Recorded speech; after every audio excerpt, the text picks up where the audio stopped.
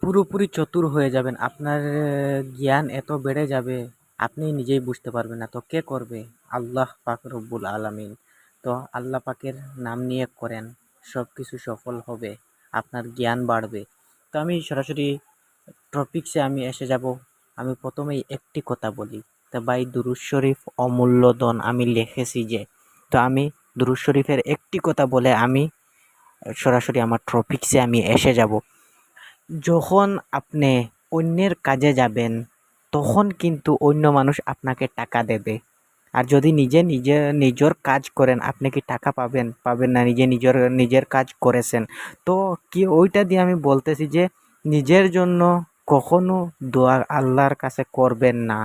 নিজের জন্য দোয়া করবেন না, অন্যের জন্য করবেন। অন্য কিছু দিয়ে দোয়া করবেন। তো বলবেন কি অন্য কিছু দিয়ে? ও টপিকসে আমি এসে যাই যে দুরূদ শরীফ অমূল্য ধন দুরূদ শরীফ। তো অমূল্য ধন দুরূদ শরীফ যে বলা হয়েছে, যখন আপনি আল্লাহুম্মা সাল্লি আলা মুহাম্মদ অথবা আল্লাহুম্মা সাল্লি আলা সাইয়্যিদিনা মুহাম্মদ, যে কোনো দুরূদ যখন পাঠ করবেন, তখন কিন্তু আপনি বলতেই হয় না আমার ওই জিনিস লাগে। আপনি কিন্তু বলতেই হবে না, আপনি ওই জিনিস পেয়ে যাবেন।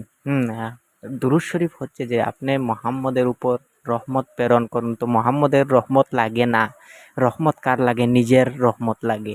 তো এটা কিন্তু সকল মানুষ বুঝবেই না। হুম তো আজকে একটি আল্লাহর নাম নিয়ে আসলাম, ওই নাম দিয়ে এতটুক দিমাগ আপনার তেজ হয়ে যাবে। আপনার দিমাগ ওই রকম, ওই জায়গায় আমি এক জিনিস রেখেছি ভুলে যাই, ওই জায়গায় এক জিনিস রাখলাম ভুলে গিয়েছি, ওই রকম কিন্তু অনেক সমস্যা হয়। আল্লাহর ওই নাম আমি স্ক্রিনেও দিয়ে দেব, আপনারা দেখবেন। দেখে ওইটা দিয়ে আপনারা 1000 বার অত তার থেকে বেশিও যদি পারেন করবেন। আমি সরাসরি বিধি সহ আমি লাগিয়ে দেব। তো ওই নাম হুম ওই নাম পাঠ করবেন। তো পাঠ কী হিসাবে করবেন আমি সরাসরি আমি স্ক্রিনে লাগিয়ে দেব। তো প্রথমেই একটি কথা শুনেন, আল্লাহর নাম, আল্লাহর দোহাই, আল্লাহর নাম মন্ত্রের ভিতরে কি? মন্ত্রের ভিতরে আছে যে আল্লাহর দোহাই লাগে, মোহাম্মদের দোহাই লাগে, হাসান হুসানের দোহাই লাগে, দমের মাদারের দোহাই লাগে, শহীদ শহীদার দোহাই লাগে। ওই রকম কিন্তু পাক পাঞ্জাতনের দোহাই থাকে, আল্লাহর নাম থাকে, আল্লাহর আজ্ঞা দেওয়া থাকে।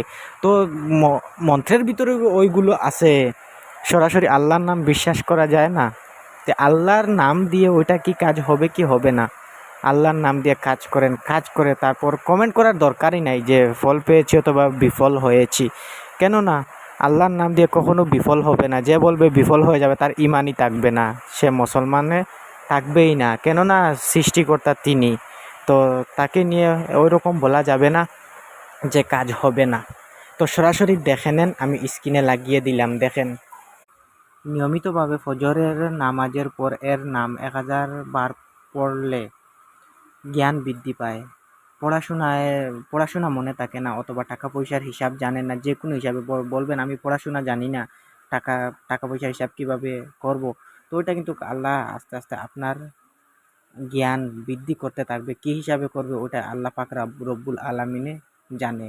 যেটা পেয়েছি ওটা দিয়েছি, তো আল্লাহ পাক রব্বুল আলামিনের দয়া পাবেন, ওইটা করবেন, করে দেখেন আপনার কতটুক আপনার পরিবর্তন আসছে, পরে কমেন্ট করবেন। তো আজকের ভিডিও এটুকু, ভালো লাগলে সাবস্ক্রাইব করে আমার চ্যানেলের সঙ্গে থাকবেন।